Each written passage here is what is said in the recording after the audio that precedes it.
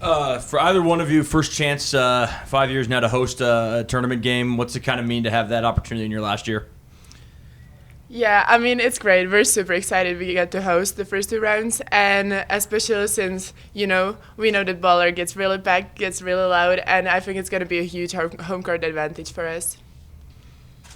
When you talk about that home court advantage, we've kind of seen what the block can get like in some of the big games. Washington, BYU kind of stand out. How much do you feel like that impacts your guys' play on the court? Me personally, it just gets me super hyped up to play for all the students and people that come to our games. I just think they really set the atmosphere for the whole game, and yeah, it just makes it so much more fun. You guys come in on a 4-game winning streak, kind of bouncing back from a bit of a rough slide there in October. What do you think it says about the team's resolve that you're able to do that and kind of get hot in the right time going into the tournament? I don't know. I just really think we learned a lot from that adversity we went through, and just choosing to be aggressive and to just work hard at practice just really made that difference. Magda, you guys have been to the NCAA tournament 5 times. It's your first time hosting. This is Grand Canyon's first time ever. How can you guys use your experience to your advantage? Yeah, I think it's going to be a huge advantage for us because we've been preparing for this big moment. We've been there before. We know what's the pressure like, and I think that might be something we might have a little bit of an advantage over them because for them it's their first time, but also at the same time they get nothing to lose, so they're just probably going to go all out, and we just gotta stay focused on us and play our game. And I believe that we can make it to the second round.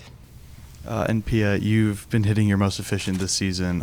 What's been your mindset, and how have you really connected with Arhe this season to improve your hitting? I think for us both, it just works that we trust each other so much and work at practice together and talk about what we got to work on. And then for me personally, it's just why not us? Why not just go all out? Why care about anything else than just do our thing and play our game? One more for Magda. They have Tatum Parrott, who's a sophomore, she's averaging 4.69 kills per set. As a middle blocker yourself, how can you really aim to neutralize her on the court? Mm-hmm. Well, we watched a lot of film on her, so we know that she's their key player, main hitter. And, by watching film, I kind of have an idea what's her favorite shot to hit, but... yeah, I can really talk about our game plan too much, but we've been definitely preparing for her mostly. What about this year and this team, or any of the vibes around the town, make you believe that you can go deeper in the tournament this year than previous years? I would say the experience we have. Like you said, we made tournament every single year we've been here, but we never got past the second round. But I believe this year we're really prepared for it. We have a really solid team. We just believe in each other and in our own skills. And I hope this experience can help us make a deeper run in the tournament. And then for either of you or Pia, what has Coach Greeny specifically done to prepare you for this tournament?